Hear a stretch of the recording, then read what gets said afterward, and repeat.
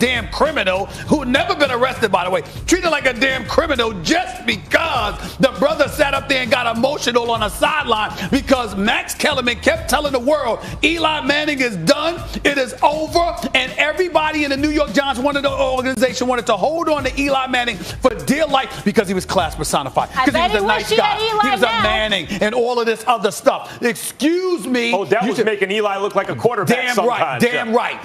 Odell Beckham Jr. is still one of the best receivers in football. As far as I'm concerned, he's uncoverable one-on-one, all right? And in my estimation, you got a guy, even Ryan Clark, you got to admit this. And listen, you got a guy that's dookie. How about that? A quarterback that's dookie. How about that? There you go. Dookie quarterback. I use the damn word. I use the dookie quarterback. There we go. Yeah, dookie. Yeah, I said it. Here's the deal. Hold on, Molly. The deal is this. Baker Mayfield, remember, I didn't play football. I don't know. I know. All I do is listen to the aficionados. Here's the deal. I'm told Baker Mayfield, his first target. That doesn't work out. He starts dancing in the pocket. He's a bit haphazard. He doesn't have confidence. You can't read through his progressions, etc., etc. Well, guess what, Mr. Stefanski? Why the hell isn't Odell Beckham Jr. your first target most of the time then? Listen, he don't need to be there anymore. I want him in Green Bay, Max, or I want him in Seattle. Those are the two places that I want Odell Beckham Jr. One or the other. Green Bay or Seattle, get him the hell out of Cleveland.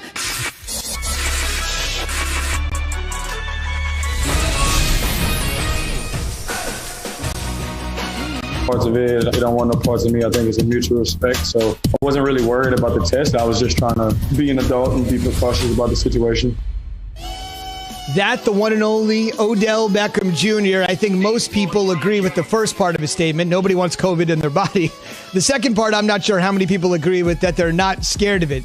Indications are many people think the worst of COVID is still to come in this country with the second surge. Those are the words of Odell Beckham Jr. Keyshawn J. Will Zubin here on ESPN Radio. Bart Scott, the 11-year NFL veteran, will join us at the top of the hour. It's a football Thursday. We'll get into it. Kirk Herbstreit's going to be here a little bit later at 8:30 if the college game is your variety, and Jay will be back with us. Jay's on the Key Jay-Z injured list with a tooth injury, retroactive to 2 days ago, and hopefully he'll be back with us very soon.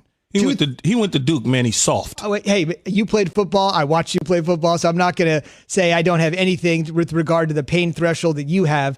But I'll tell you, man, tooth injuries can be as debilitating as anything. Man, I don't want to come across like a wimp, man, but Jay Will a soft. Tooth injury? I'm going to pressure him into coming in. He's soft.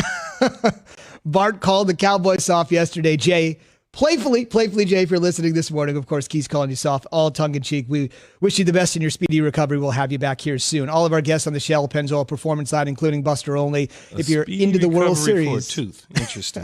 I'm with Jay, man. I've been there. I've had all 4 wisdom teeth pulled out. Buster to talk a little baseball here in 8 minutes. Let's talk a little NFL. More from OBJ. So there's his thoughts on the coronavirus.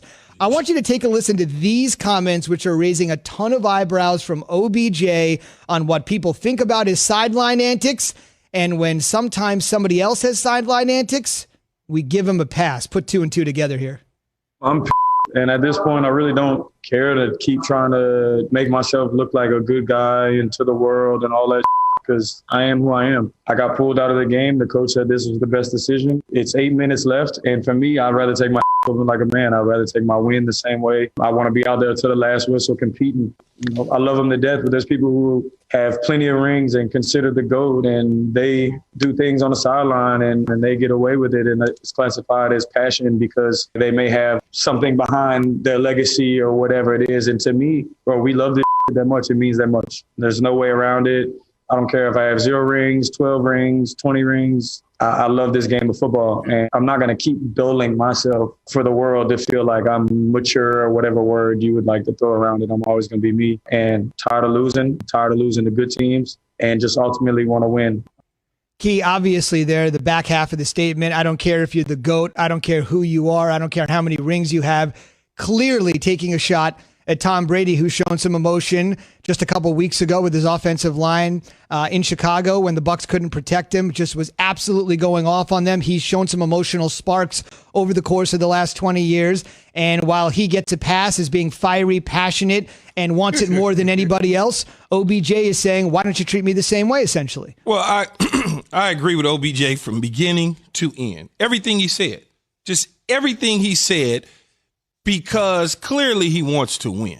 And when you take a player out of a game, no matter what the situation is, you want to be a part of the team, whether you're winning or you're losing. You want to still be there to the end. And I was the same way. I mean, I would get into arguments on the sideline with the coach, take me out. I didn't ask your ass to take me out. Don't take me out. I'm not tired. I'll let you know when I'm tired and I want to come out. As far as getting a pass from Tom Brady, he's absolutely right. I understand Tom Brady won 6 rings and he's the GOAT and he's going to the Hall of Fame, first ballot, the whole thing. In fact, he may be the first guy that they let in as soon as he retired for 1 year. That may be true. But what happens in the media is you look at a guy with a personality and the hair, the position he played, and you then turn and you take historically the white quarterback who's supposed to be the leader, the guy, where you got the brash receiver going off on the sideline, you take it and shape it to be your own narrative. This isn't just OBJ. It's been going on for years, man. Let's call it what it is, right? Tom Brady can scream and holler, and it's passion. First one in the building, last one out. Oh, he's the reason why. They give you all those different levels of how they want to try to explain his behavior on the sideline, but they're going to give you 1 or 2 about OBJ. And I understand exactly what he's saying. My advice to him is don't pay attention to those people. Just keep doing you. Play football, help your team win, and if you have to vent your frustration on the sideline, so be it. Don't get caught up in the media. Don't get caught up in the fans. Get caught up in helping your team win games. That's it. Don't worry about it. I lived it firsthand, man.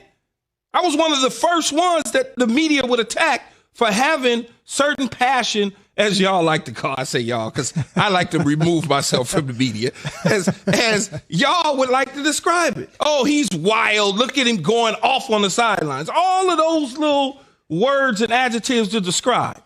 You know what I'm talking about, Z. The buzzwords, the euphemisms. I will tell you this. This is one thing. And it's ridiculous. I'll take you inside the media here for a second.